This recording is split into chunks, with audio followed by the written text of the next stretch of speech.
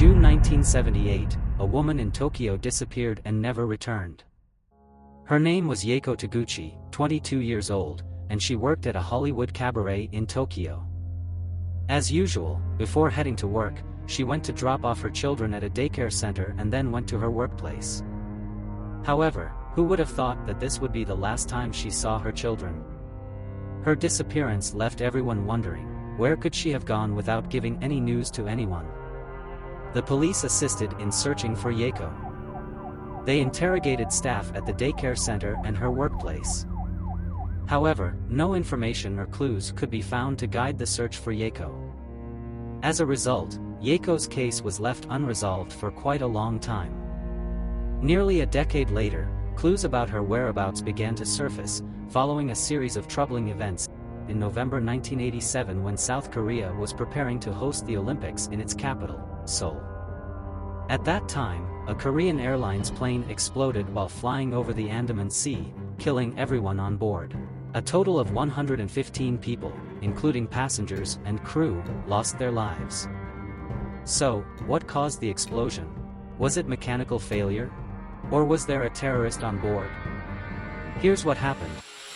The plane's route was initially from Baghdad to Abu Dhabi. The second flight was from Abu Dhabi to Bangkok. The explosion occurred during the second flight, from Abu Dhabi to Bangkok. However, there were two passengers on the first flight, a man and a woman, whose suspicious behavior made them suspects in this tragedy. The authorities managed to trace their whereabouts. After landing in Abu Dhabi, they went to Bahrain, where police apprehended them. Unfortunately, the man managed to commit suicide by smoking a cyanide-laced cigarette. However, the woman failed to do the same and was taken to South Korea for interrogation. At first, she refused to reveal anything, even claiming she was Japanese and denying being North Korean. But, fearing severe consequences for lying and feeling that the right thing to do was to be honest, she eventually confessed, wanting to give closure to the families of the victims. She revealed that she was a North Korean intelligence agent and had been on the flight from Baghdad to Abu Dhabi. After the plane landed and all passengers disembarked, she and her partner placed a bomb in the cabin luggage compartment, designed to detonate on the subsequent flight. She also disclosed that she had been recruited at the age of 19 and was now 25 years old, meaning she had been trained for 6 years for this mission. The mission was assigned by her senior officer, intending to create chaos and confusion in South Korea and potentially spark a revolution. So, what's the connection between Yeko and the plane explosion? The agent confessed that she and her partner had been trained by a young Japanese woman named Yeko Taguchi. It turned out that Yeko had been kidnapped and held hostage by North Korea.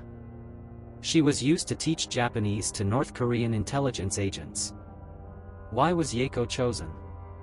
She was deemed ideal for the task because, at a young age, she had already been married, had children, and worked in an environment that made her knowledgeable about Japanese women's fashion and makeup. Yeko wasn't the only one abducted.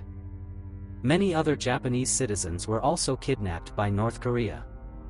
One woman was taken while walking to a knitting class, another while dating on the beach at sunset.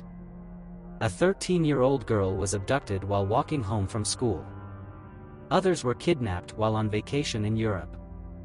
Not all were taken because of their skills, some were simply unlucky, being at the right place at the wrong time, and later used as cover identities for North Korean agents sent to South Korea. Yeko's case could have been investigated earlier, as there were rumors at the time about North Korean spies operating in Japan. These spies were allegedly tasked with kidnapping innocent Japanese citizens and holding them hostage in North Korea. However, due to the politically charged atmosphere in Japan at the time, the government dismissed the case as an unlikely conspiracy theory and saw it as a distraction. Once the truth about the missing Japanese citizens came to light, Japan demanded explanations from North Korea. The North Korean government only admitted to abducting 5 individuals who were still alive and returned them to Japan. North Korea also sent back what they claimed were the cremated remains of some deceased victims, including Yeko. Yeko was reportedly killed in an accident in 1986, but the authenticity of the evidence remains questionable, and the documents provided lacked clarity. The North Korean government stuck to their story, asserting that those still alive had already been safely returned to Japan. Meanwhile, the Japanese government officially confirmed 17 cases of abduction. Sadly, given the political climate in Japan at the time, it seems unlikely that North Korea will ever be held fully accountable for these heinous crimes. Some of those repatriated to Japan stated that Yaeko was still alive. They claimed she often begged and cried to be allowed to return to Japan because she missed her children. However, North Korea refused to acknowledge this, and to this day, Yaeko's whereabouts remain unknown. Yaeko's children, now adults, still hope their mother is alive and that they can reunite with her. They have only seen photos of her as a young woman and have never heard her voice or felt her embrace. Yet they are deeply afraid that their mother may never return because she knows too much about the secrets behind North Korea's intelligence training. The North Korean abduction of Japanese citizens remains unresolved. While North Korea claims it returned all abductees and closed the issue, Japan argues evidence provided by North Korea is forged and insists more victims are unaccounted for. North Korea's stance claims there were only 13 abductees and resolved the issue with the return of 5 victims in 2004. Japan disputes this, accusing North Korea of providing forged evidence and not addressing the issue fully. International support. The UN and the US expressed sympathy and passed laws to pressure North Korea. Japan passed trade-restricting laws and supported UN resolutions condemning North Korea for human rights violations, including abductions. Ongoing developments. In 2004, some families returned, but many victims remain missing. South Korea reported that some abductees might still be alive in North Korea in 2011. Japan ties economic aid and diplomatic relations with North Korea to resolving the abduction issue.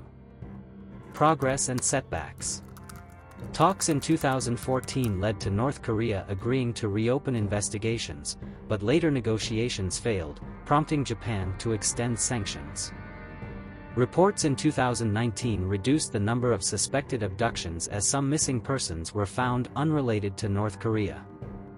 Recent actions.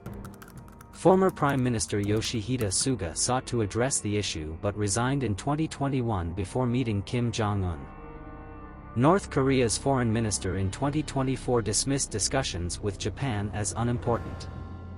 Current status. As of now, the abduction issue remains unresolved, with Japan continuing to push for answers while North Korea remains uncooperative.